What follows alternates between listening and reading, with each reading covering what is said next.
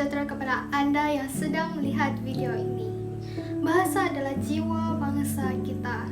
Kita sering menggunakan bahasa Melayu dalam harian kita. Tetapi tahukah Anda tentang asal-usul bahasa Melayu ini? Oke, mari saya jelaskan. Beberapa teori telah mengatakan bahwa bahasa Melayu ini berasal dari golongan orang Australia yang datang dari daerah Yunan.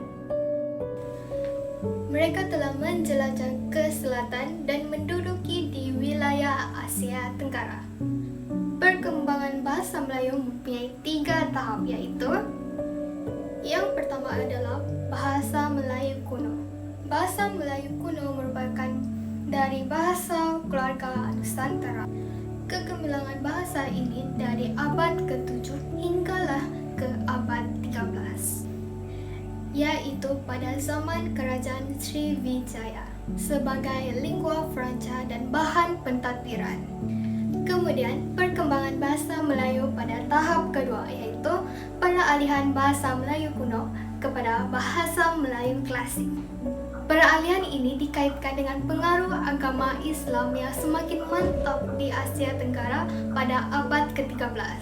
Selepas itu, bahasa Melayu mengalami banyak perubahan dari segi kosakata, struktur ayat, dan tulisan. Seterusnya, perkembangan bahasa Melayu pada tahap ketiga yaitu bahasa Melayu moden. Bahasa Melayu moden ini bermula dari abad ke-19. Hasil karangan Munshi Abdullah dianggap sebagai permulaan zaman bahasa Melayu moden.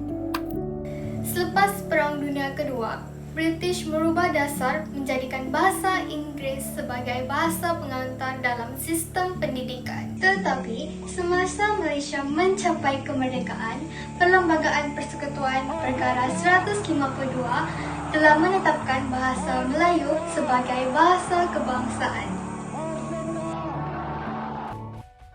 Terdapat beberapa kepentingan menguasai bahasa Melayu. Kepentingan yang pertama adalah bahasa Melayu dapat memupuk perpaduan kaum di Malaysia. Hal ini dikatakan demikian kerana rakyat Malaysia terdiri dari berbagai agama dan bangsa dan majoriti mereka menggunakan bahasa Melayu sebagai bahasa pertuturan seharian, terutamanya apabila berkomunikasi antara satu sama lain. Selain itu, bahasa Melayu dapat memupuk persefahaman antara berbagai kaum di Malaysia. Misalnya, apabila individu A dan individu B berkomunikasi menggunakan bahasa ibunda mereka masing-masing, hal ini boleh menimbulkan prasangka buruk individu C terhadap individu A dan individu B, sehingga perselisihan faham wujud antara pihak. Hal ini secara langsung menjejaskan perpaduan kaum di Malaysia. Sebaliknya, sekiranya kedua pihak menggunakan bahasa Melayu sebagai bahasa pertuturan mereka, ini mungkin dapat mengelakkan perselisihan faham berlaku. Oleh itu, amatlah penting untuk kita menguasai bahasa Melayu kerana ia bukan sahaja sebagai bahasa rasmi, malah membantu mewujudkan perpaduan kaum di Malaysia. Kepentingan bahasa Melayu yang kedua adalah bahasa Melayu sebagai bahasa ilmu. Bahasa Melayu dijadikan bahasa pengantar di sekolah, kebangsaan dan di pusat pengajian tinggi.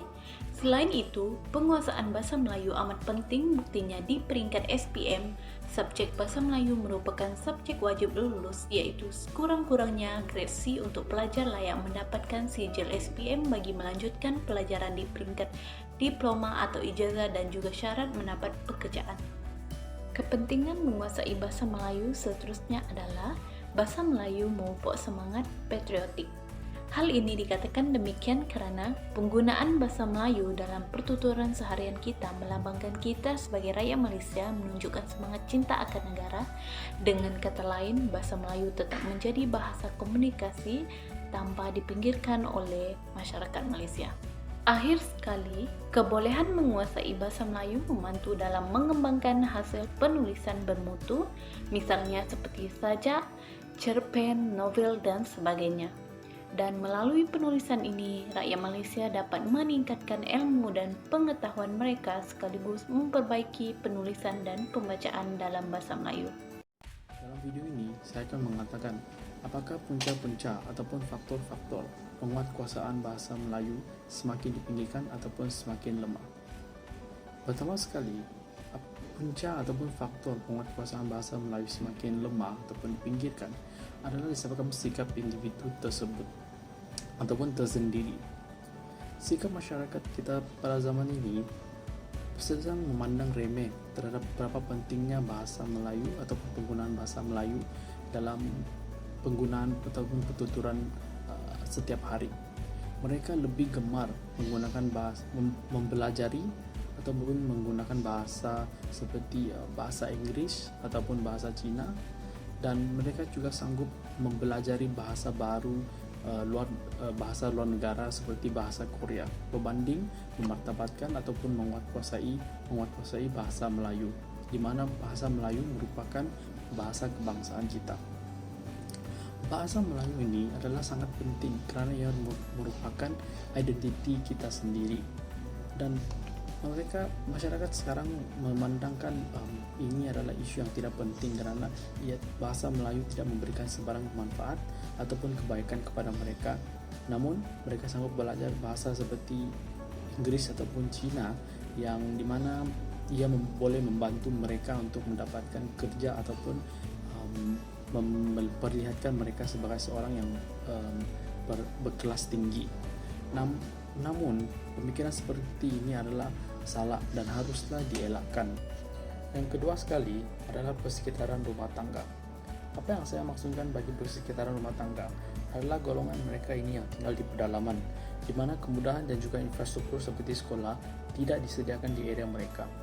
Oleh itu, mereka akan menggunakan bahasa ibunda mereka untuk pertuturan secara harian berbanding menggunakan bahasa Melayu, kerana mereka tidak mempunyai infrastruktur ataupun kemudahan tersebut untuk menguatkuasakan bahasa Melayu.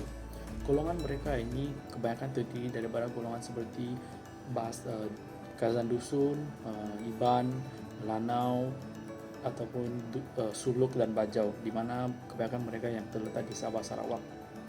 Oleh itu, ini merupakan punca-punca dan juga faktor yang menyebabkan penguatkuasaan bahasa Melayu di masyarakat kita ini semakin lemah dan juga rendah. Salam sejahtera. Nama saya Muhammad Jalil Izzuddin.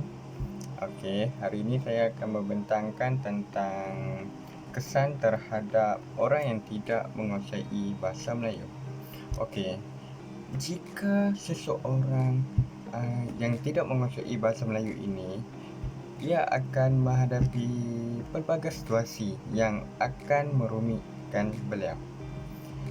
Hal ini kerana kebanyakannya rakyat Malaysia di Malaysia ni rata-rata mereka amat mahir dalam bahasa Melayu ini. Jadi mungkin beliau akan menghadapi situasi seperti salah faham dalam berkomunikasi. Ya, betul. Di Malaysia ni sememangnya mempunyai pelbagai bahasa seperti Mandarin, Tamil, English, Melayu dan pelbagai lagi.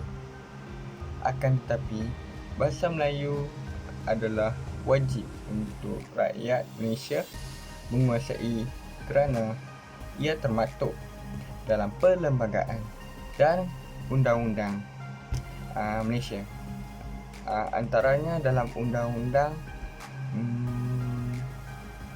untuk mendapatkan kerakyatan Malaysia ini sendiri.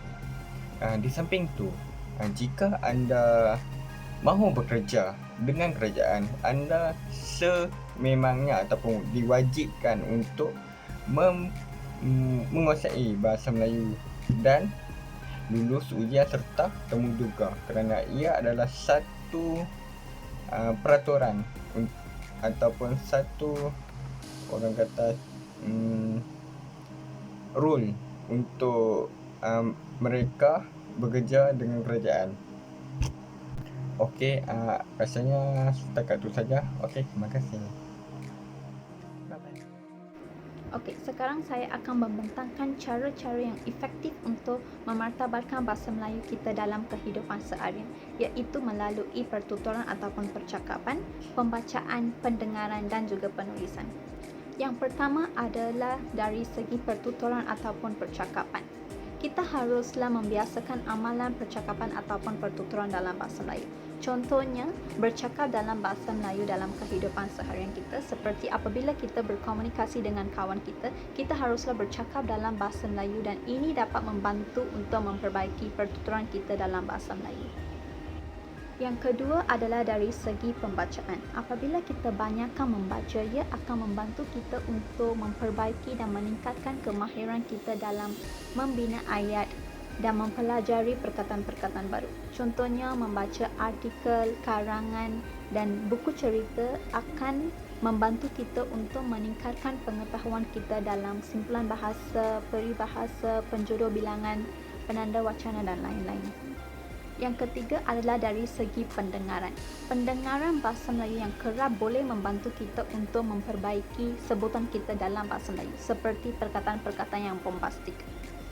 Pendengaran bahasa Melayu boleh dilakukan melalui menonton filem-filem, video dan menonton berita dalam bahasa Melayu. Cara keempat untuk memartabatkan bahasa Melayu kita adalah melalui penulisan. Penulisan adalah salah satu cara untuk mengaplikasikan tahap pengetahuan kita dalam bahasa Melayu. Dengan pengetahuan perkataan-perkataan baru seperti perkataan bombastik dan juga penguasaan tahap bahasa Melayu kita, kita boleh menulis karangan ataupun menulis di blog pada masa depan kita dan juga menghantar mesej kepada kawan-kawan dalam bahasa Melayu sebagai latihan kepada diri sendiri. Dengan itu, saya ingin mengakhiri pembentangan saya dengan slogan, utamakan bahasa Melayu, cintailah bahasa kebangsaan kita. Sekian, terima kasih.